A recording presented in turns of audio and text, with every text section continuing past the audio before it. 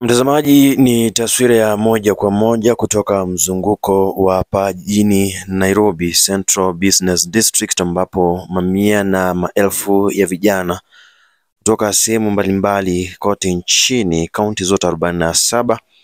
wamejitokeza kwa wingi baada ya mwanaharakati